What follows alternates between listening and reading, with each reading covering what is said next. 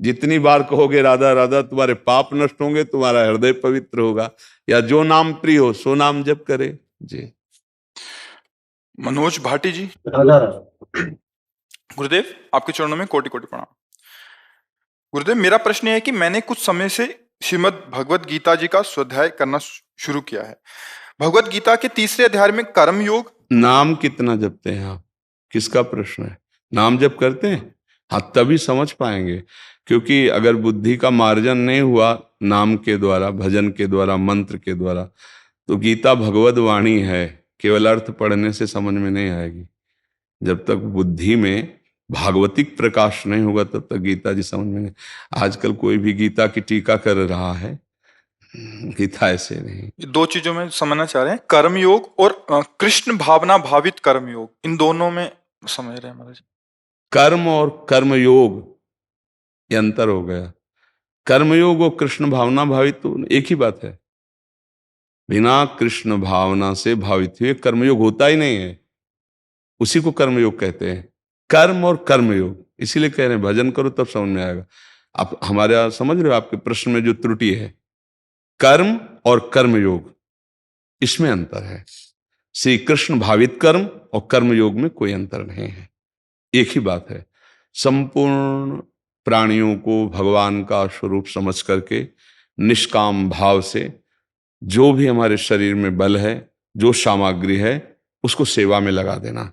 जहां अधिकार मिला है, जैसे आपके परिवार में 10 लोग हैं तो आपको 10 लोगों की सेवा का अधिकार मिला है। खूब धर्मपूर्वक धन कमा रहे हैं, परिवार को भगवत भाव से सेवा कर रहे हैं, कोई कामना नहीं कर रहे। उनका क्या कर्तव्य है?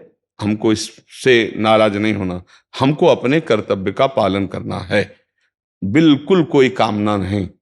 तो भगवत समर्पित, भगवत भाव से किया हुआ कर्म योग हो जाता है। कर्म संसार के लिए, योग भगवान के लिए। समझ रहे? जो परमात्मा के निमित्त किया जाता है उसे योग कहते हैं। तो कर्म संसारिक हो रहा है लेकिन उसे समर्पित भगवान को करना है, कृष्ण भावना भावित, तो कर्म योग हो गया। और केवल अपनी इंद्रियों की तृप्ति के लिए जो किया जाता है उसे कर्म कहते हैं। कर्म 2 प्रकार के होते हैं, एक शुभ कर्म होता है, एक अशुभ कर्म। शुभ कर्म होता है पुण्य कर्म, अपने सुख को लेकर होता है, ये दान करेंगे तो ये मिल जाएगा, ये करेंगे तो ये मिल जाएगा। और पाप कर्म, जिनको हम अज्ञान के कारण करते हैं कि ये भोग लें तो सुखी हो जाएंगे, इसको भोग लें तो सुखी हो जाएंगे, ऐसा। तो ये निषिद्ध कर्म, पाप कर्म तो बिल्कुल त्याज्य है। और जो शुभ कर्म है उनको भगवद अर्पित कर दे, क्योंकि शुभ कर्म भी बंधन कारक है। जैसे एक पाप कर्म है तो लोहे की जंजीर है, शुभ कर्म है तो सोने की जंजीर, पर बंधे दोनों में है, दोनों से मुक्त होना है। अगर शुभ और अशुभ कर्म होते रहे तो हम मुक्त नहीं हो पाएंगे। अवश्य में भोक्तव्यम कृतम कर्म शुभाशुभम, शुभ और अशुभ कर्म दोनों भोगने पड़ेंगे। तो हम दोनों से मुक्त कैसे हो?